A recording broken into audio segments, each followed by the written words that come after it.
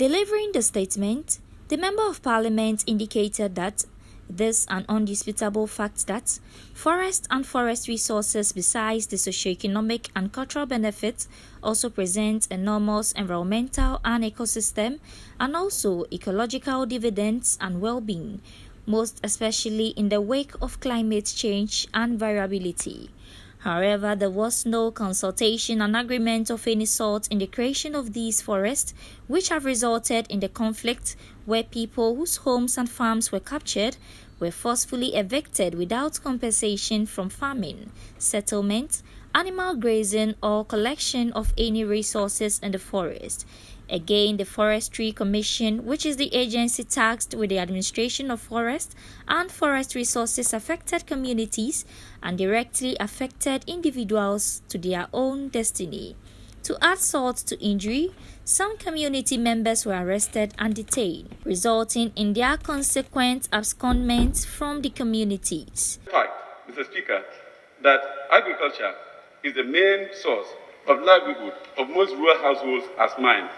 Thus, the confiscation of farmlands and subsequent prohibition of access to the appropriation of non-timber forest products from same without compensation violates the fundamental human rights and freedoms of forest-free communities.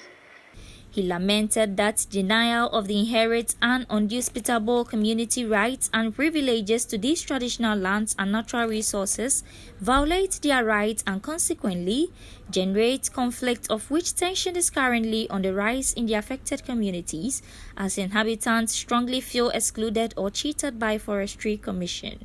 The major source of conflict, Mr. Speaker, has to do with how landowners were evicted from their lands without compensation and prohibited from accessing non-timber forest products such as shea fruits and nuts, termites for chicks, herbs, other wild fruits from same, which are very fundamental to their survival.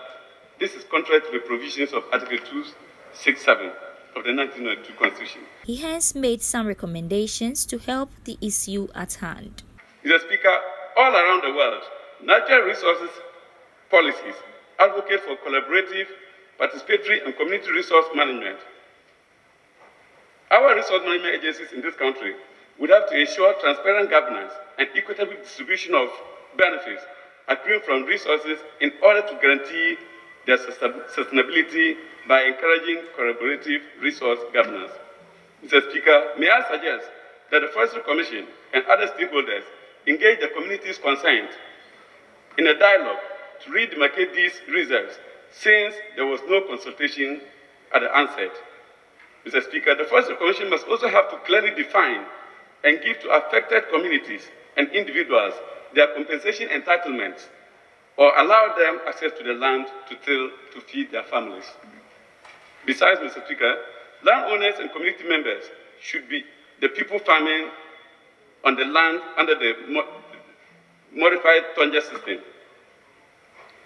In conclusion, Mr. Speaker, community resource ownership and management is the way to go, according to the communities. Without addressing the above recommendations, there will be an aggressive encroachment of the forest to permanently claim their lands that were seized without compensation.